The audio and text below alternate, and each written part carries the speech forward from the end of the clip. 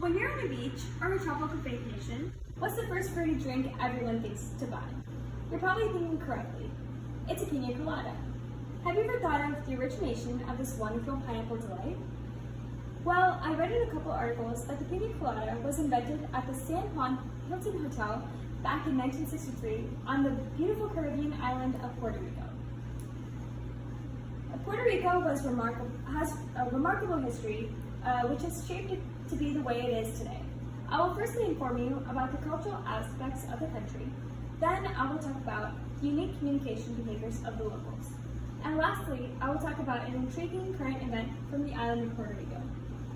Puerto Rico has an area of only 13,791 square kilometers, each inch filled with culture. According to Thomas Riggs' research on the page Gale Encyclopedia of Multicultural America, last updated in 2014, says, and I quote, "Because of the long history of intermarriage among Spanish, Indian, and African ancestry groups, Puerto Ricans are among the most ethnically and racially diverse people in Latin America. As a result, relations between whites, blacks, and ethnic groups on the island, and to somewhat lesser extent on the mainland, tend to be more cordial. The people of Puerto Rico are friendly and welcoming people, which helps with maintaining a peaceful, cordial vibe on the island. The people of the country have traditions and beliefs that are deeply influenced by the Afro-Spanish history.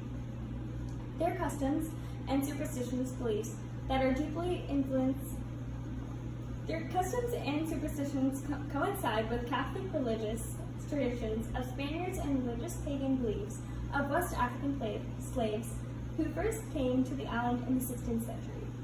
Puerto Ricans, by tradition, believe in a concept that the world is inhabited by spirits who can communicate to people with dreams.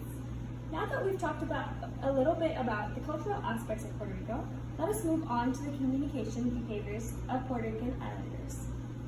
According to Geert Hofstede and Michael Minkoff's research on the page What About Puerto Rico, last updated in 2010, Puerto Rico is considered a collectivist society. A collectivist society contains groups of people that take care of each other in exchange for loyalty. In this case, loyalty is extremely important to Puerto Ricans, and it overrides a lot of the rules and principles in their society. The society works in a way where everyone has a fellow member in their group, or more likely their family, that they must take care of. Puerto Rico is also a very hierarchical society. In a hierarchical society, people accept that there is a tier system when it comes to everyone. Everyone has their own place in society. It is accepted and does not require any explanation. Now that I've told you a few aspects of the communication behaviors of Puerto Ricans, I would like to end with telling you about a current event that has recently happened in Puerto Rico.